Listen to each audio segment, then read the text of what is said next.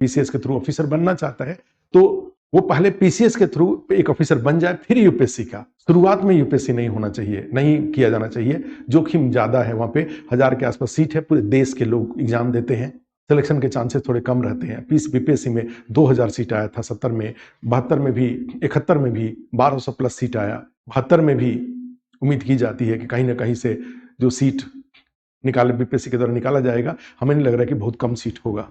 अब यहाँ पे है कि फिर वो तैयारी कैसे, ये जो चैलेंजेस है पीटी का, मेंस का, इंटरव्यू का, वो कैसे करें। तो इसके 2 तरीके हैं। कई बार यूट्यूब पे आप जाते हैं तो देखते हैं तो लोग बताते हैं कि सेल्फ स्टडी।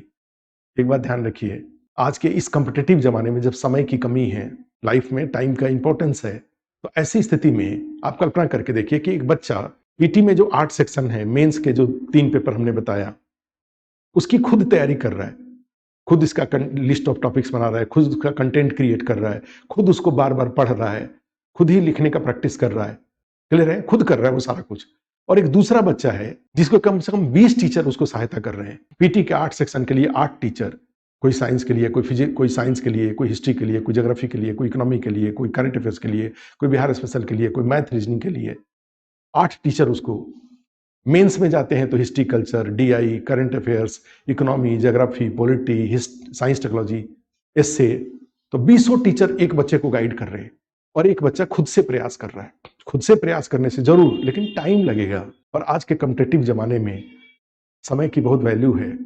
अर्ली एज में अगर सिलेक्शन हो जाता है तो रिटायरमेंट होते होते आईजी तक, यूपीएससी में क्या है कि कोई डीएसपी अर्ली एज में बन जाता है तो आईजी तक जाता है, और डीएम, अगर कोई एसडीएम बन जाता है शुरू के दिनों में तो वो कमिश्नर तक बन जाता है।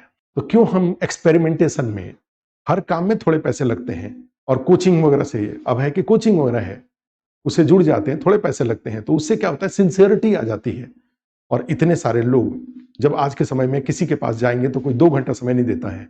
एक बच्चा किसी संस्था से जुड़ जाता है तो उसको 20 लोग सैकड़ों घंटे देते हैं। निश्चित रूप से सिलेक्शन यहां से जल्दी हो जाएगा। और हमेशा ध्यान रखिए, जो कोचिंग हो या जो टीचर की भूमिका होती है, टीचर होते हैं, वो अच्छे बच्चों के लिए ही होता है। अच्छे बच्चों के लिए वो ज्यादा उपयोगी होता है। जो भी उसकी समस्याएं आती जाएंगी उसको खींचते जाएंगे आगे की तरफ, वो आगे खींचते जाएगा। थोड़े सुझाव लेकर के आगे खींच लिया, थोड़े सुझाव लेकर के आगे खींच लिया। तो हमेशा लोग गलत परसेप्शन बनाते हैं कोचिंग के बारे में। कोचिंग हमेशा अच्छे बच्चे के लिए होता है।